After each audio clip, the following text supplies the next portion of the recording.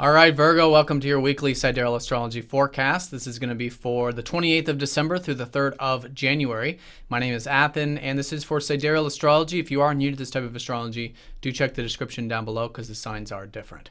All right, Virgo, so not a whole lot going on this week, but an important week for you nonetheless because it is involving your ruler, Mercury. As you can see here in the transit graph, we only have two aspects, both going exact on Tuesday, but your ruler slowing down. He's going to go retrograde next week, and he's forming an aspect this week, which means it really draws out this aspect all the way through this retrograde time period. So with a square up to Mars and your ruler, sometimes, generally it does involve that maybe touchy or irritable sort of energy. Of course, your personal chart depends on what's going on more so, but there's an element of that, and at least in some way, because Mercury is you, squaring up to Mars, sometimes it can feel like it's extra challenge maybe to get your ambitions in order, to assert yourself, to do some of these things that motivate you in life. And so with that extra attention and coming from a place of awareness and groundedness, this can be a very constructive transit. In fact, you could actually accomplish quite a bit during this time in that patient and slow process.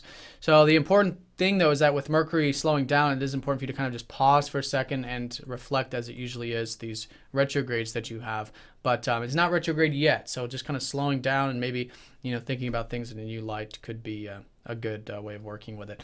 So this is specifically involving your fourth house where you've had Mercury, so maybe you've been thinking more about or connecting with home, family, your past, your roots, maybe with your health lately, especially with the sun in here. So extra attention on that, grounding that area of life, and maybe even your career as well, since Mercury does rule your 10th house. So it's a good week for implementing that in that constructive way. Now, this is coming from a Mars in your first house. So a lot of you are probably quite ambitious and have been, lots of motivation and drive maybe to assert yourself and pursue your goals or whatever it is in life. So that's good. And again, it can be very constructive with that extra attention there.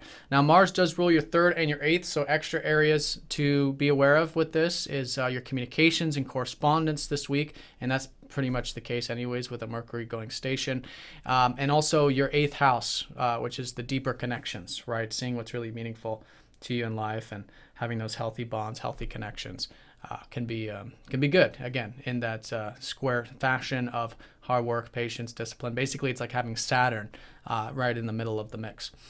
And the big thing, too, is how you can bring in the emotional energy and your roots into those goals and ambitions. That's the key, is bridging the gap between the first house, you, and your own personal drives, and the 4th house, which is your family or roots or whatnot.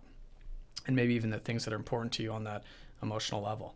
So with that, it's nice to have the sun sextiling up to Neptune to kind of mitigate some of that harsher energy of the square. This is specifically, again, involving that 4th house where there has been passion or at least interest and focus with that area of life. So there is that easygoingness about the emotional area of life. And this could be specifically involving the career or rather the daily work, the daily activities with Neptune in that 6th. So it could be easy going around the routine this early part of the week or whatnot. Could be quite compassionate, especially with the sun in your 4th, because usually this aspect does bring out the more giving nature of ourselves. And it's a good way to focus on that and channeling that into specifically home, family, roots, as well as maybe the daily work environment as well, that extra focus there. And faith and trust, which I think can come quite easy. So that's the week in a nutshell. Venus is transitioning into Scorpio right at the beginning of the year, Thursday, Friday. This is your 3rd house, which is actually quite good because you've got Saturn here in your 3rd with these long lessons of establishing yourself with your communications, with reading, writing, or whatever it is that you're doing to convey messages and learn about things in general. So now Venus is going to come in here and really lighten that up, and you can really enjoy maybe the social aspects of things a little bit more, even though it's been maybe quite serious with Saturn. Maybe enjoy the communications and anything else that is about practical learning this week. And that's going to be for the next month with Venus there. Now, in terms of this lunar cycle, I do want to bring to your attention, because of the lack of aspects we have, it'll probably pull more so on the lunar aspects.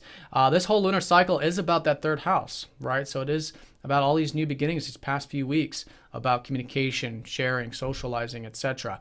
So it's a good week for implementing that, grounding it, especially because we'll be in the 3rd quarter phase this week of that lunar cycle. And also in terms of maybe some insights that you gained around career or some awareness you gained about legacy and the big picture stuff with that full moon last week in Gemini. All right, Virgo, so have a great week. Thanks for watching. If you guys have any questions, please let me know, and I'll see you guys all next week. Take care.